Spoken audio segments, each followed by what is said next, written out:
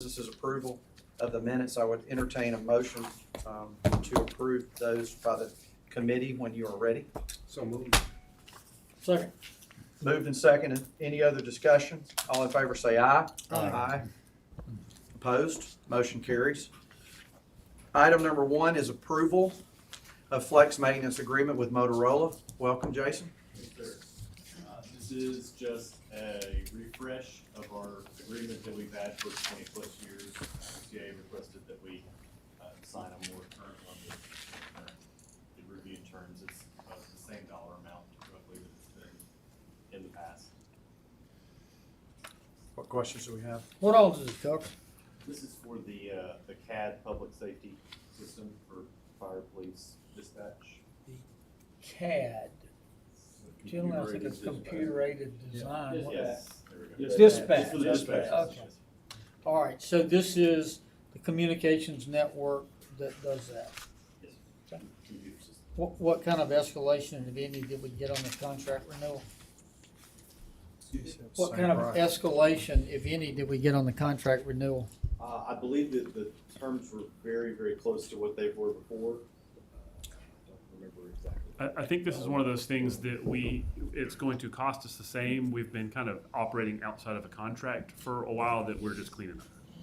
So the contract's not in place right now?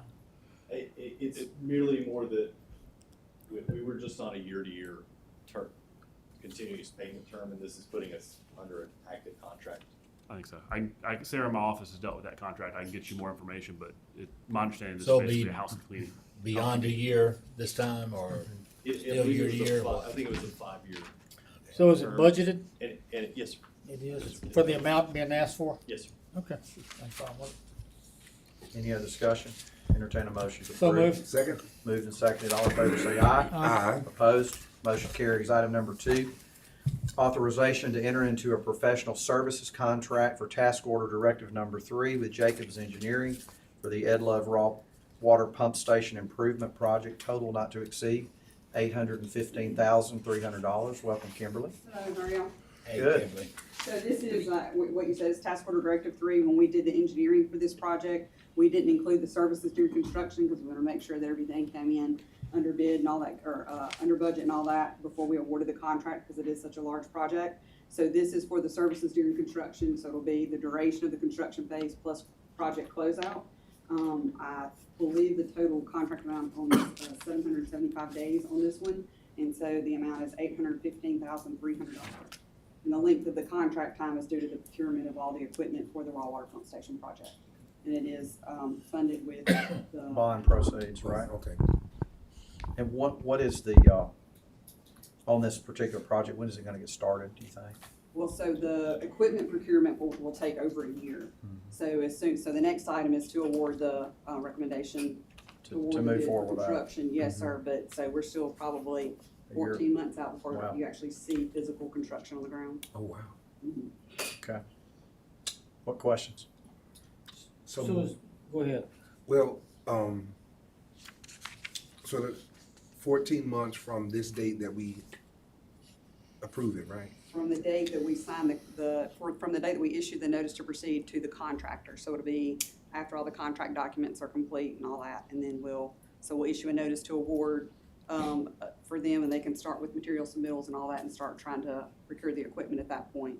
And once we get everything ordered, it's 12, 14 months on a lot of the larger pumps and different things like that. Gotcha.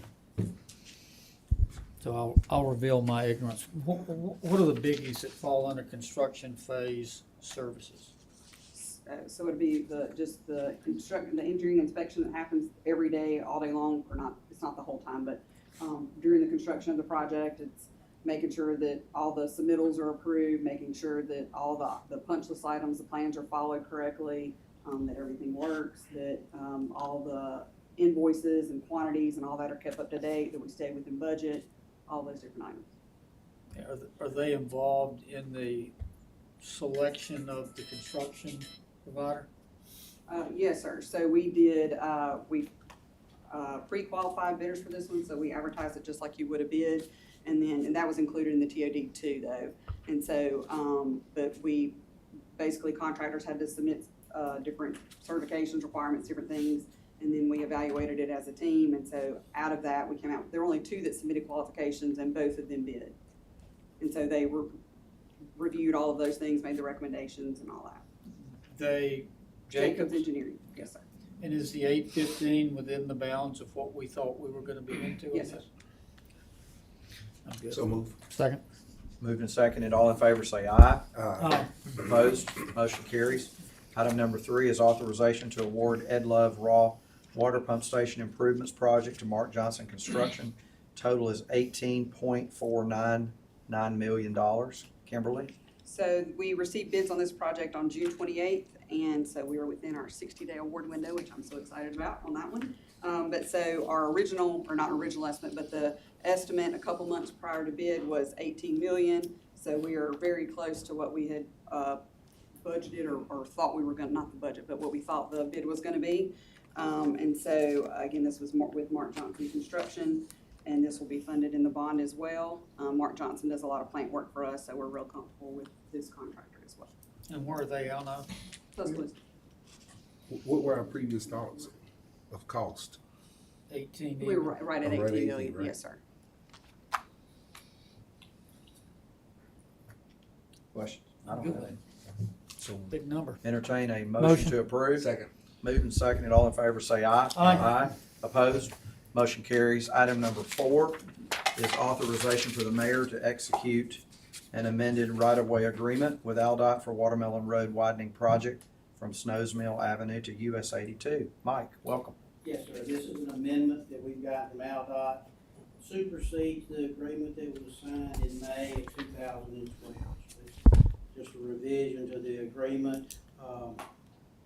The city's portion of right-of-way acquisition cost is just a hair under $50,000, and it is fully funded in this project.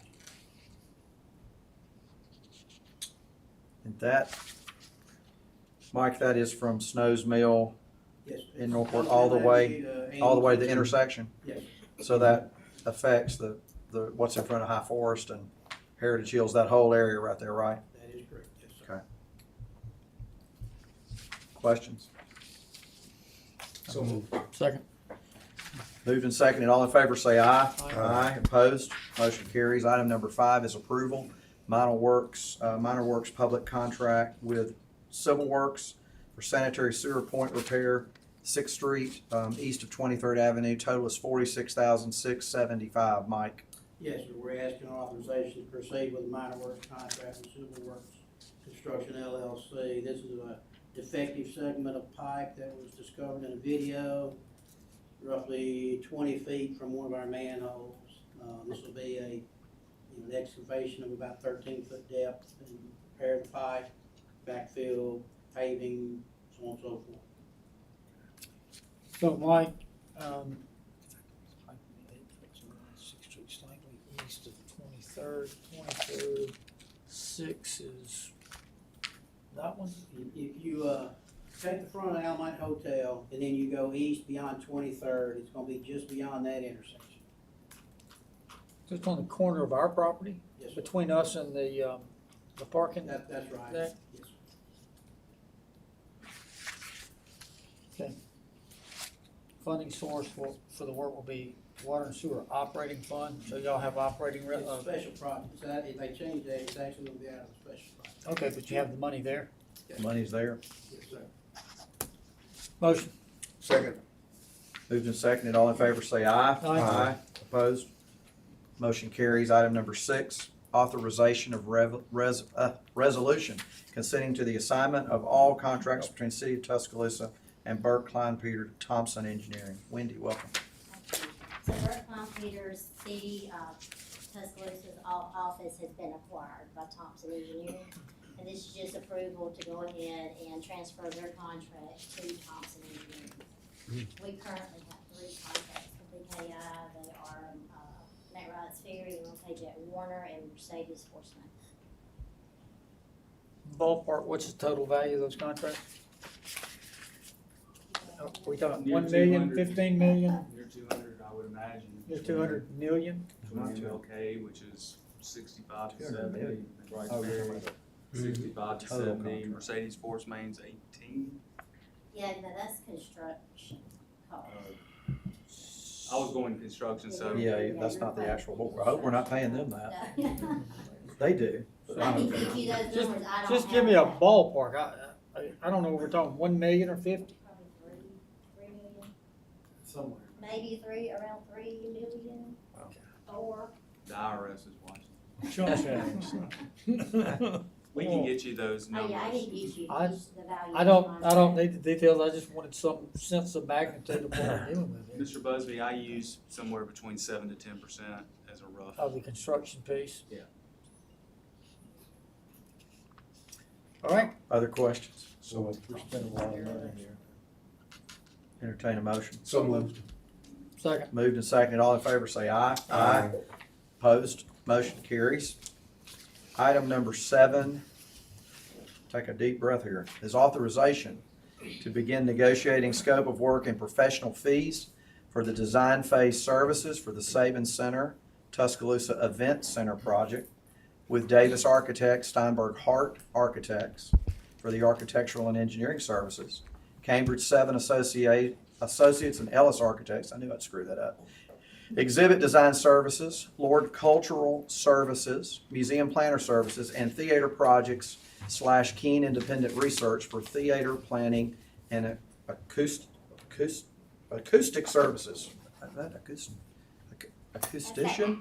Can I say that? Acoustician, my bad. Didn't you pay attention I in the can't, work that- session? wait, hey, when you get- Long discussion of acronyms. Yeah, I was about to say, don't ask me how to spell that or say it. So anyway, Audrey, welcome. Hi, thank you. Mayor, do you want to Yeah. kick off or say anything first? I certainly would. First, I want to thank the chairman and the council for allowing us to present this today. Without your commitment and support, we wouldn't be in a position to be able to, I think, be on the verge of something that's going to be transformative for our community, both from an educational standpoint and experience economy. This is what Elevate was created to do. And today is certainly a milestone step in this journey. I remember on very significant projects the day that you select those that will ultimately be designing and getting you to the point of construction. So it's certainly important. This process started months ago. I know that Audrey and her team have been hard at work. In sense of a timeline, we authorized this in April of '22. And since that time, following the federal procurement guidelines, our team has been working to make certain that what we do meets, as Ms. Terry always reminds us, that elite standard for our community, for our children, and for our guests who ultimately come here. I know that she's not alone in demanding that. I know you do too. And I think the design professionals that you will see today will deliver that standard. In closing, I can't thank enough CHOM, who will become Ignite, and TCT for their participation. Without their record of success, and certainly two of Tuscaloosa's most beloved institutions, we wouldn't be in a position of recommending this today. And I also want to thank our team. What Audrey and her team have been able to accomplish really is absolutely astounding.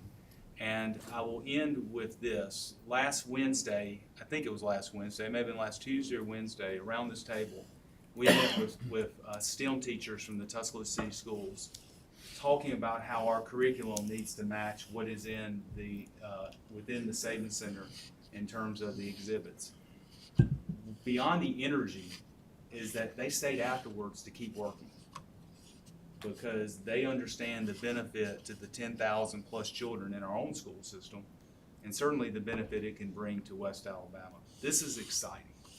And so I'm proud of all those who've been involved. You never do anything alone in life. You do things together, you're going to be successful. And Audrey has created that. So Audrey, I'm proud of you and your team, and I'm going to turn it over and let you guide this presentation. Well, thank you. Yes, so we are lumping these all together, but the lead of this project will be Davis Architects and Steinberg Hart. We have with us, I'm so excited, we have Neil Davis, Courtney, and Evan, sorry, sorry, who are going to be doing our presentation today. I'm Neil Davis, I'm president of Davis Architects. We really are thrilled to be here today. This is an exciting project, and we've been tracking it for quite a while and think there's outstanding opportunities. Now, I get to say the quick words and welcome you, and then I get to pass this to people and do the heavy lifting for most of the rest of the next 10 minutes as we go through our project. Neil, tell them which project you did for the city. Tuscaloosa Amphitheater, and that was about 12 years ago, and I think it's been pretty successful. Yes, Thank you. Good afternoon, everyone. We're just gonna take a few minutes to talk a little bit about, what we shared in our presentation with Audrey's group a few weeks ago. We are Davis Architects. We're headquartered in Birmingham. We've done 120 museum and cultural event centers over 110-year history in the state of Alabama. 280 projects, very small to very big, in the city of Tuscaloosa in the past 30 years, and 80 performing arts center projects. We are in Birmingham. We are in the process actually of acquiring some office space here in Tuscaloosa, in the Tennyson building, where the Dillard's Chop House is. So we will have a local presence here in the project. I'm Evan Deli-Paoli, the principal at Steinberg Hart, and on the project I'll be functioning as design manager. I'll be working very closely with Courtney day-to-day with very close communication. Steinberg Hart is a national firm. We are located in New York City, offices on the West Coast, and an office in Texas. We'll be performing the work out of our New York City office. And as I said, a national practice, and in fact, most of our work, despite being located in the New York office, is nationwide across the country in municipalities and cities, not unlike here in Tuscaloosa. We consider ourselves a national practice, but with local sensibilities, meaning that we do not come to the table with a prescribed notion of what should be done, but in fact, through our expertise and in conjunction with Davis Architects, lead a process that will form the backbone of what the project really should be, that embodies what you all want the project to be. Our work on the screen, I won't go through the statistics specifically, but our team encompasses individuals who have close to 6 decades worth of experience creating arts centers, event centers, and children's learning facilities. On the bottom left corner is an image of the Brooklyn Children's Museum, one of the first children's museums in the country, in fact, that will become a future model for such spaces. In the top center, an image of a black box flexible studio theater space at Shepherd University in West Virginia. This is a very flexible space, audience seating that can be reconfigured depending on the type of performance happening for the students that take the stage. In the top right is an image of the Pablo Center at the Confluence. This is a facility in Eau Claire, Wisconsin, completed within the last 2 years. A public-private partnership between the city of Eau Claire, the University of Wisconsin-Eau Claire, and a private developer located local to Eau Claire.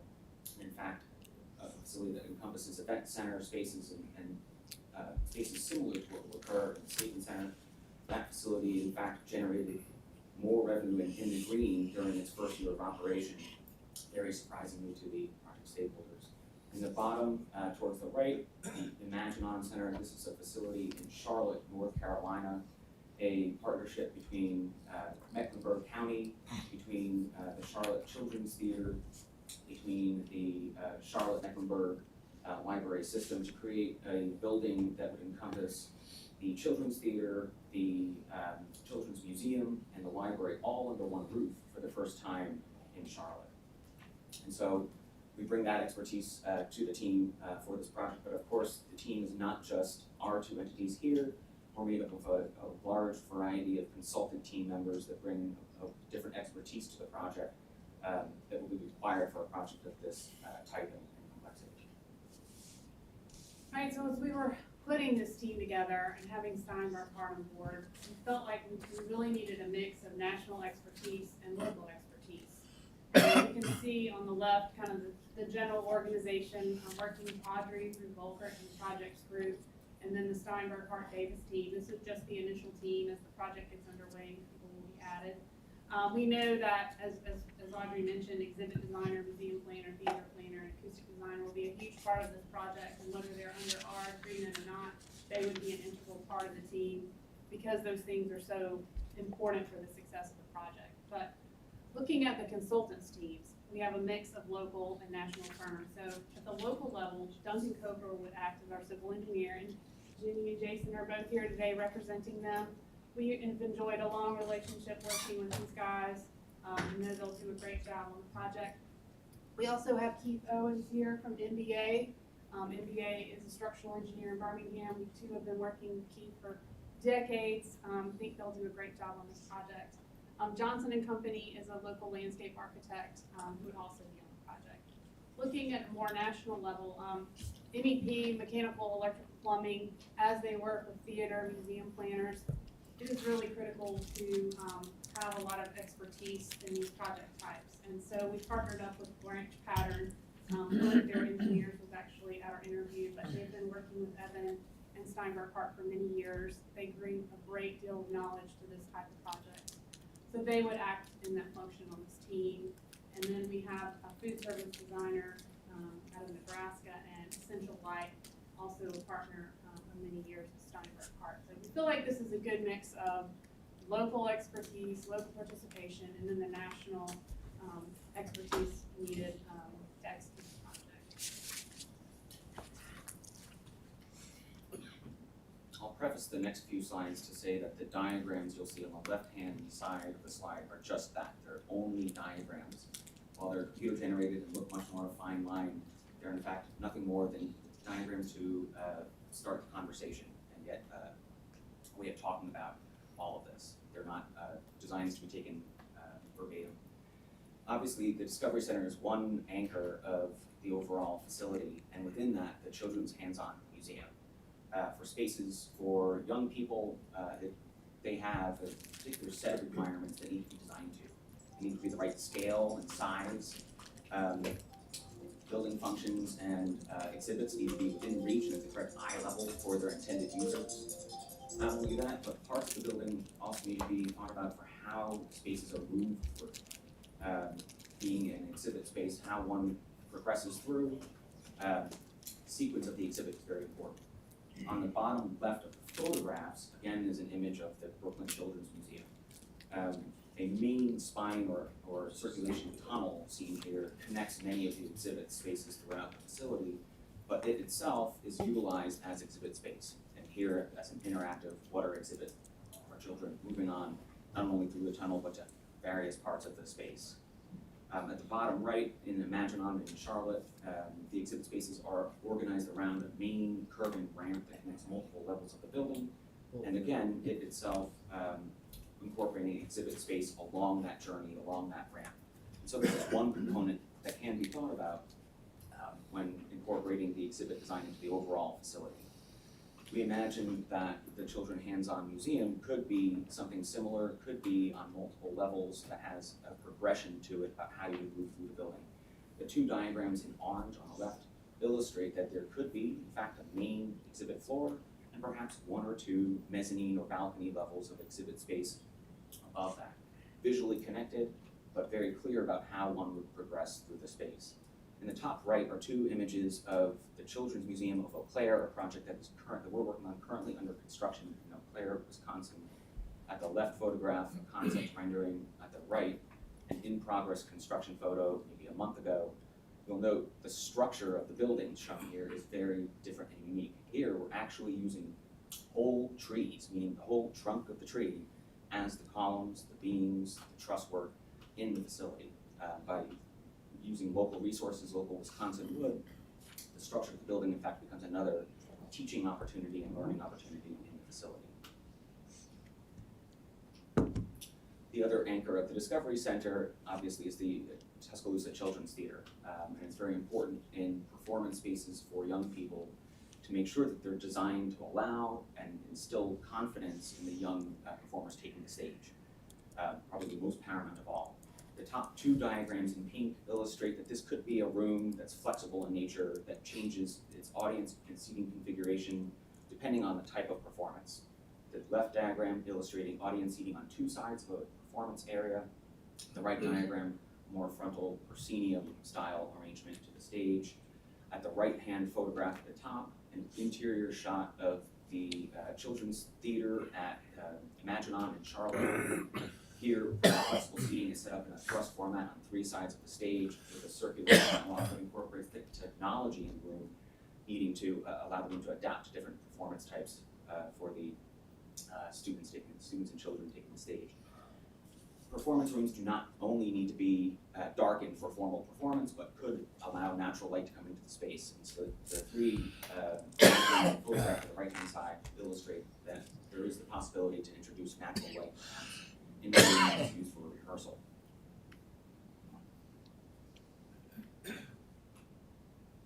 The event center will play host to a myriad of different types of events and programming, and to do so successfully, it's very important that the changeover between events happens easily and fluidly without hiccup. The diagrams shown at the left-hand side of the screen illustrate the same room configured in different ways depending on how it's being used. These are just illustrations again.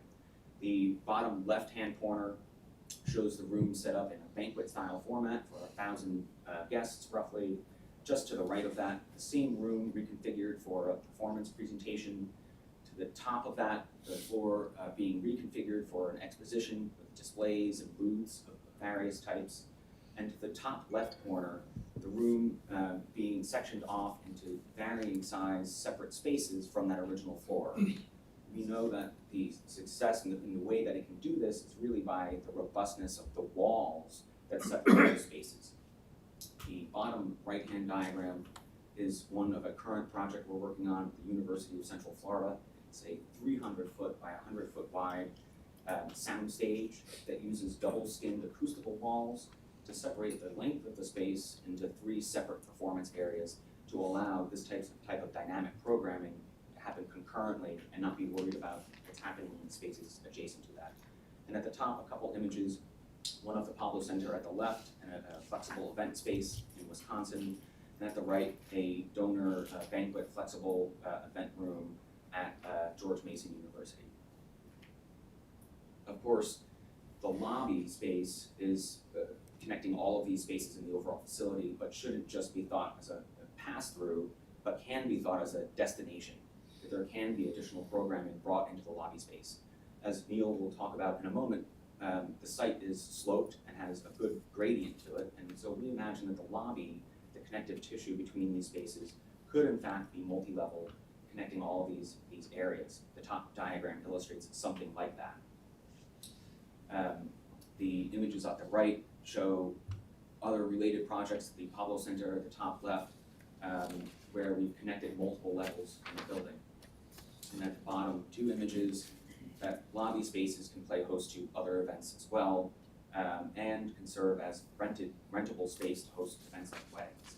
The structure of the lobby has the ability to be emphasized and give character to the space. We've done this on past projects as a way of incorporating regional materials to help root the building in its surroundings.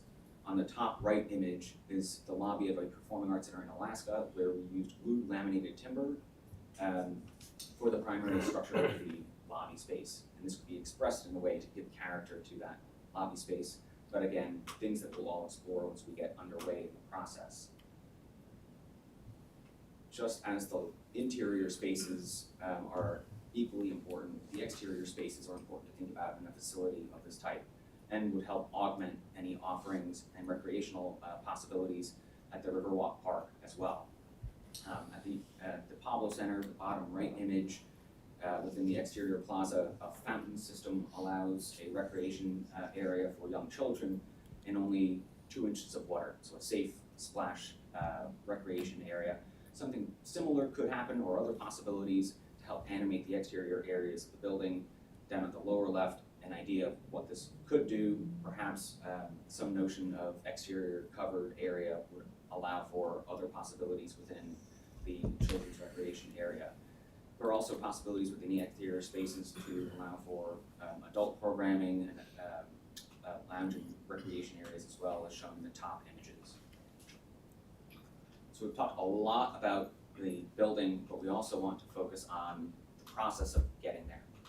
We know that over the past several years, there's been a lot of work already generated in the master plan, previous programming studies, the site analysis. We wish to take all of that and use it as a jumping off point.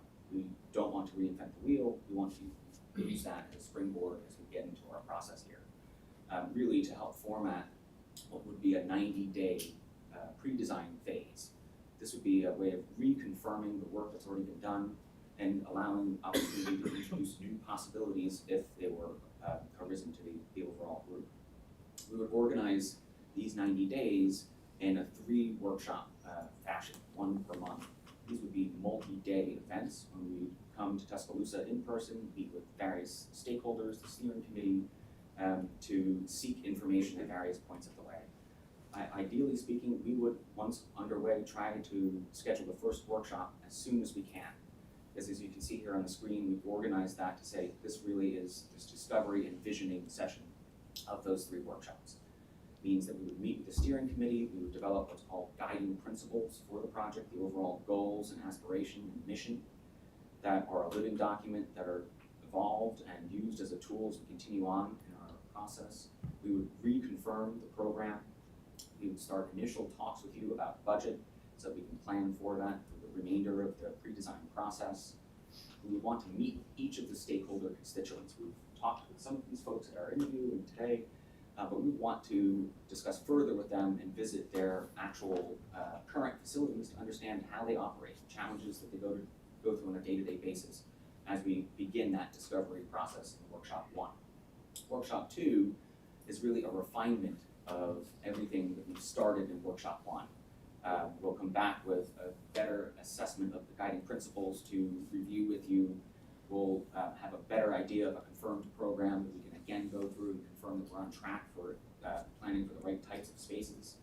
We would have a better notion of budget reconciled with the program to know that we're on track for an on-budget project. It's at Workshop 2 that we would bring in the full consultant team to review in further detail with various user groups and constituent groups the technical requirements of some of the spaces involved in the overall facility. And so in month 2, we're calling refinement of what would happen in month 1. Month 3 is really the final presentation, the reconciliation of all of the information that we've learned over the first 2 workshops, where we'll come with the final program, the final budget reconciled for the overall facility, the final set of guiding principles to allow the documents that come out of the pre-design phase to give us a very strong foundation for the subsequent design phases, schematic design, design development, construction documents that happen thereafter. So can I ask a question here? So the pre-design phase that you just briefed, you envision is 3 months, correct? Yes. And then Audrey, what you're asking today is authorization to begin negotiating the scope of work and the fees involved for the design phase. Right. So if there's 3 months of pre-design, what's the current thinking on what the pre-design plus the design phase is time-wise? So our. And I say current thinking because I understand it's a moving target, but what do we? We're looking at a year to 15 months is what Okay. we're planning on. And then we're also, as far as construction will go, it will be 18 to 20 months. Okay. Pardon my ignorance, but have we determined if this is gonna be a 20,000 square foot facility or 30,000 square? We have not determined that.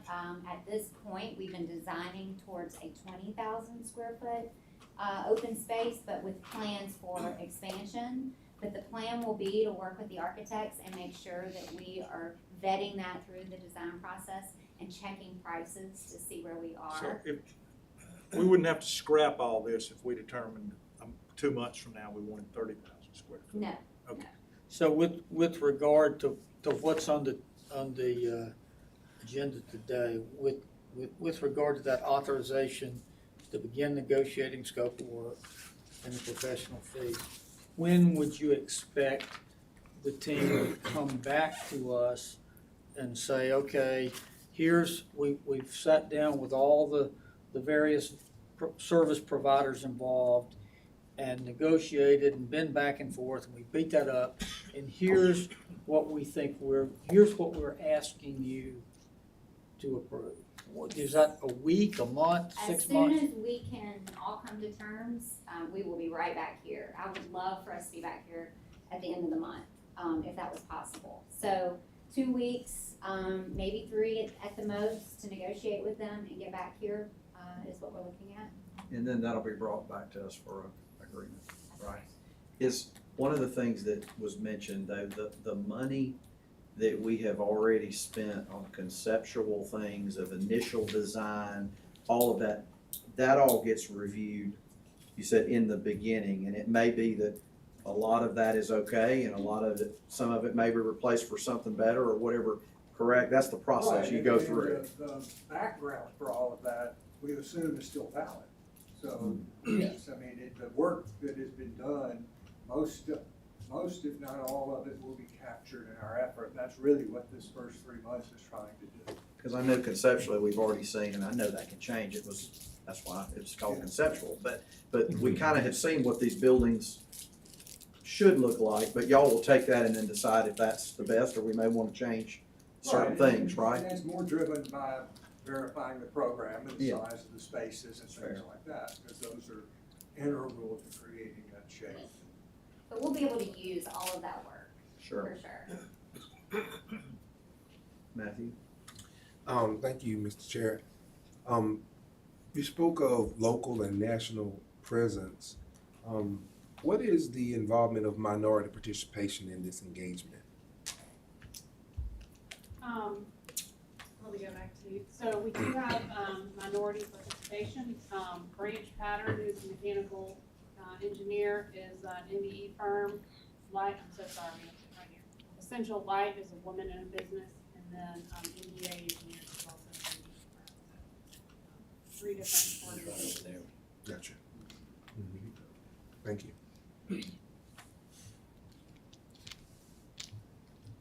Are y'all good for them to continue, or? Yes. Okay. Yes. All right, we'll speed this up. I think the last 2 points are very salient, and the first one is that you have an incredible site, and you know that. It's where a whole lot is happening right now. There's a whole lot of energy. The urbanization of downtown is exciting. The integration of the Riverwalk is exciting. The presence of the amphitheater and how all those things can work together and build off each other is very exciting. And we realize that. And this piece is going to be fundamental to tying all of that together and making it work even better than anybody ever dreamed of. So we're very excited about that and ready to get going. And we know a significant part of our effort will be assisting in the funding and the fundraising and community engagement. We want the community to be bought in through this whole process. We also want to help generate interest out of donors and everything else. So we're accustomed to meeting with donors, to making presentations, to doing pretty pictures, to holding community meetings and getting feedback where appropriate. We do that, and we do that regularly. And it's just, I think we're well qualified to lead that effort here and bring everything together. So thank you for your time. Thank you. I know, I still think one of the most exciting parts about this that we have yet to even see is the private sector involvement in this. And I think everybody looks at this and says, well, the city of Tuscaloosa is doing all this and we're not. And we're leading this, but there's gonna be a lot of big announcements that are coming potentially for support for this. Not to mention, the help the Sabins are gonna give with that and others, but I think the private sector part of this is really gonna probably push this, in my opinion, to another level. And their team is so experienced with that. And they've worked locally with Davis Architects. They've worked with all of the players in town. But Malcolm Holtman, who's not here today, is an expert on this, working with donors, really working through exhibits with donors and seeing out their visions of what they want their specific exhibits to look like. So there's a lot of opportunity with both of these firms. What other questions does anybody have? Skip, yeah, question? I'm ready to move forward myself today, but I'm not on this committee. I will say this, and I'll say it continuous. I'm gonna be real disappointed if we don't do 30. We're Because gonna do our best. Well, I just met with Stan Adams again today, and he was in Detroit last week representing the city and been able to talk about this, and he was saying all the people he met with, they would not come if it was under 30, and it was quite a long list. So, I think if you're going to do it big, and because not be a school that's built and opens and then you got to build portables the next year. That's my thoughts. I feel very strongly about it, but I'm just one. Mayor, find us some money. I think that's always the answer, isn't it? But I do think, Mr. Tyner, that we've heard the council loud and clear that you want to see us get to 30,000 square feet in the main ballroom space. Having the design professionals on board helps us accelerate those discussions, as you know, with the private sector. Certainly. And also, too, with our local partners here in the community that we think can be part and benefit from an event center. So this step gets us to that next step to get to that magical number. If we can get there, we want to get there, because I agree. I like your analogy. We don't want to build a school and then have to put portables on it the next year. Right. Well, we can limit ourselves, and if we're ever gonna do it, we don't wanna limit ourselves right here. And so, one of the things I just wanted, I hate that Cassius and Raven are not here today. And one of the big things that I wanted to do was to be able to ask all the council people, do you have any more questions? Are there any more concerns before we move forward? But I have received information from them that they are fine with the committee moving forward with this today, and I am fine with moving forward with this, provided there would be a motion and a second. But before we do that, I want to see, do we have any other questions? If not, I would entertain a motion to approve. So moved. Second. Any other discussion? All in favor say aye. Aye. Aye. Opposed? Motion carries. Thank you for being And I here. really want to thank our committee. They worked so many hours for this. Please point them out real quick. Yes, so we have Pam Heisey here. She represents Chong. We have Richard Livingston, who represents TCT. Katie King, who represents the Savins and Next Kids. We got Katie Beth Jackson, who you all know. Rick, who's with the projects group, Rick Fiore. Chad Hobbs, our attorney on the project. And Jonathan is over there. We're missing Dakota. I think he had another engagement. But this Audrey, team was incredible and worked very hard and took this very, very seriously. yeah, thank y'all for your hard work on this, because I know this took a lot of hours to do this. I would like to ask that you kind of update us once a month. Can we do that? We can absolutely Kind do of that. progress and where we are, and if y'all establish those timelines where we all can watch this. And I think it's important for constituents and the public to see where we are Absolutely. with this process, because I think a And lot we're of gonna people. wanna involve you guys in a lot of these sessions as well. Sure, I think that's great. I think So it's very any- important to do Yep, that. me too. Any other business to be brought before the committee today? If not, I would entertain a motion to adjourn. So moved. Second. Moved and seconded. All in favor say aye. Aye. Opposed?